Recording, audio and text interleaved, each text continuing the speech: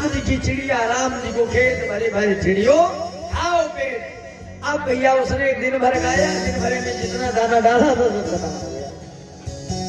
शाम को आया, भाभी ने देखा।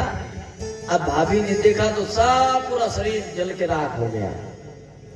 अरे इतना खराब आदमी, इसको कहो कि खेत बचाने जाओ तो खेत सब चुना के आता है। इससे कहो कि साइकिल चला के आओ तो साइकिल पे चढ़ के आता है, साइकिल दूसरे को दे देता, तुम चलाओ, भले लड़ा दे।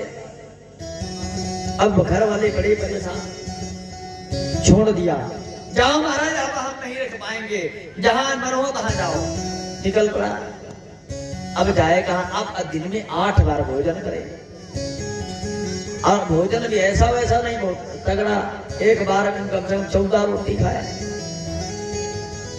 अच्छा एक बात और, जो व्यक्ति काम कम करता है वो भोजन बहुत कायदे से करता है, और जिसको चिंता नहीं होती, और जिसको चिंता होती वो भोजन कम करता है।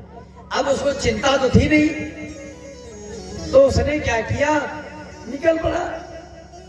अब निकलते निकलते एक कुएं के पास पहुंचा।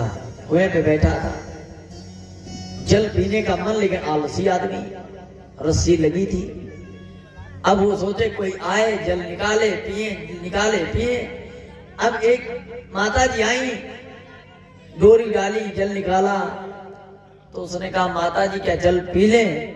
हाँ भैया पी लो। पी लिया। अब उसने क्या किया, वो पात्र जूठा कर दिया।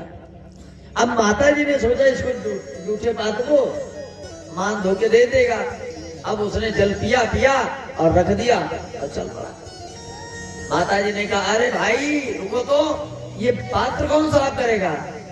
बोले हमने कहा था पीने की जिम्मेदारी हमारी है, पात्र धोने की बात नहीं हुई थी। हमने कहा था जल पी ले, आपने कहा पी लो। आपने बताया होता कि पात्र भी धो के देना है, तो मैं कहता नहीं पीऊंगा। और उसने कहा बड़ा शैतान आदमी है। चला। अब एक आश्रम में पहुंचा। गुरु जी बड़े धर्मात्मा भैया, बड़े अच्छे, भजन करने वाले, पूजन करने वाले, लेकिन चेला बड़ा दुष्ट। अब उसने सोचा आश्रम में रहो, करना भी कुछ नहीं। आश्रम में क्या करना है? सुबह उठो, स्नान कर लो, स्नान करने के बाद नाश्ता तैयार हो जाए, भोग भगवान का भोग लगे, का स्वल्पाहार मैंने नाश्ता करो। दोपहर में का भोजन करो, फिर भोजन करो, और जितनी बार आश्रम में मन हो उतनी बार करो, भोजन तो बनता ही रहता है। ये सबसे जगह अच्छी है। रुक गया भैया। अब जितनी बार भोजन बने उतनी बार करे, आराम से।